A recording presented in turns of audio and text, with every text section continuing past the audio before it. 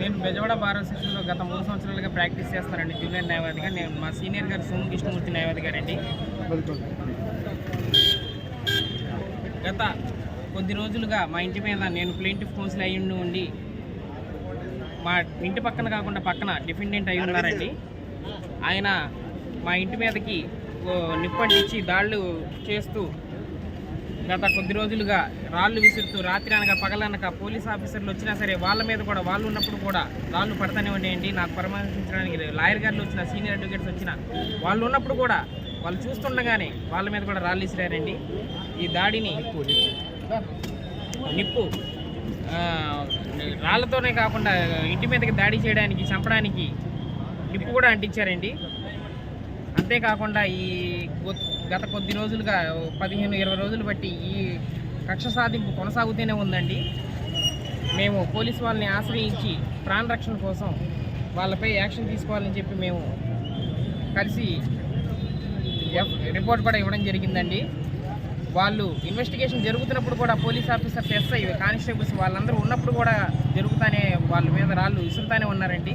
వాళ్ళు ఎవరు ఏంటి అనేది వాళ్ళు ఇన్వెస్టిగేషన్లో ఉన్నారండి. ప్రజెంట్ వాళ్ళు యాక్షన్ తీసుకోవాల్సిందిగా స్పీడప్ చేసి ఇంకా ఇలాంటి పొరపాటు ఇంకెవరి మీద ఏ అడ్వకేట్ మీద జరగకూడదని చెప్పి, ఏ అడ్వకేట్కి వచ్చిన ప్రాబ్లమే అని చెప్పి ఇలా కేసులు చేస్తే ఇలా దాడులు చేస్తారా అని చెప్పి నేను మనస్ఫూర్తిగా క్వశ్చన్ చేస్తున్నానండి. ప్రతి ఒక్కరిని ఎవరికి సంఘటన అనేది మరి ఇంకెవరికి రాకూడదు.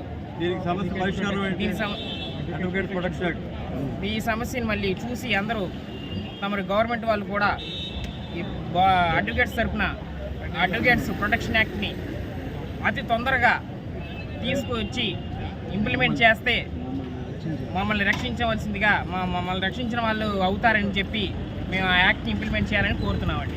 రాజ్యాంగబద్ధంగా తన విధులు నిర్వహిస్తున్న ఒక న్యాయవాది మీద దాడి చేస్తే అతనికి ఏ విధమైన రక్షణ లేదు. పోలీసులకి రక్షణ ఉంది. Contempt of lawful authority of public servant అని చెప్పేసి CRPCలో సెక్షన్ ఉంది. అలా కాకుండా ఈవెన్ కమిషన్ యూఎన్సీ కమిషనర్ అంటే ఇవ్వలే కదా, మన కమిషనర్ మున్సిపాలిటీల వాళ్ళకి కూడా రక్షణ ఉంది. ఎవరికి ప్రతి గవర్నమెంట్ అధికారి రక్షణ ఉంది, కానీ అడ్వకేట్కి ఎవరికి కూడా ప్రత్యేకంగా చట్టం లేదు. కాబట్టి ఒకసారి కేసు ఒప్పుకున్న తర్వాత మనం ఎంతోమంది శత్రువులు అయిపోతాం. ఒక్కొక్కరు సొంత క్లయింట్లు కూడా మనకి ఎగ్నెస్ట్ అయిపోయిన సందర్భాలు ఉన్నాయి. ఎంతో అడ్వకేట్ల మీద దాడి జరిగి తెలంగాణలో చనిపోయిన సందర్భాలు ఉన్నాయి. ఇటువంటి పరిస్థితుల్లో అడ్వకేట్ ప్రొటెక్షన్ యాక్ట్ చాలా అవసరం అని చెప్పి 2009లో బీఎస్పీ ఎంపీగా విశాఖపట్నం పార్లమెంట్ పోటీ చేసినప్పుడు నుండి డిమాండ్ చేస్తున్నాను. కానీ మా యొక్క డిమాండ్ని ఎవరు కూడా సద్రూభావంతో తీసుకొని దాన్ని ఇంప్లిమెంట్ చేయడానికి ప్రయత్నించలేదు. దయచేసి మాకు ఒక్కసారి మీరు గెలిపించే అవకాశం ఇవ్వండి. మేము ఆ యాక్ట్ ఇంప్లిమెంట్ చేయడానికి ప్రభుత్వం మీద ఒత్తిడి తీసుకొచ్చి, ఎందుకంటే మిగతా రాష్ట్రాల్లో ఇంప్లిమెంట్ అయింది, నేను వాయిస్ రేట్ చేసిన తర్వాత, ఎందుకంటే ఇందులో పెద్దగా రాయడంతో ఇప్పుడు ప్రతి అడ్వకేట్ కూడా రక్షణ అవసరం అనేది దీని ద్వారా తెలుస్తుంది. కాబట్టి అలాగే వెల్ఫేర్ స్కీమ్స్ కూడా మనకి చాలా అవసరం. వెల్ఫేర్ స్కీమ్స్ అంటే ఇన్సూరెన్స్ స్కీమ్స్, మన ఫ్యామిలీస్కి మనం బిజీగా ఉంటాం, ఎవరికైనా ఏదైనా జబ్బు చేసినా కూడా ఇన్సూరెన్స్ అవసరం. అలాగే 41 CRPC కూడా ఇటువంటి పరిస్థితుల్లో పోలీసు చేతుల్లో కాకుండా అడ్వకేట్లకి ఇవ్వాలి. ఎందుకంటే దాని మీద న్యాయపరంగా ఏం చేయాలనేది మనం కూడా ఆలోచించి చేయాలి. మన బార్ కౌన్సిల్ చేయాల్సి ఉంది. అది ఇప్పుడు కొత్తగా వచ్చే కౌన్సిల్లో మేము ఎంత డిఫరెంట్గా దాని మీద న్యాయ సమీక్ష చేయడానికి కూడా ప్రయత్నిస్తాం.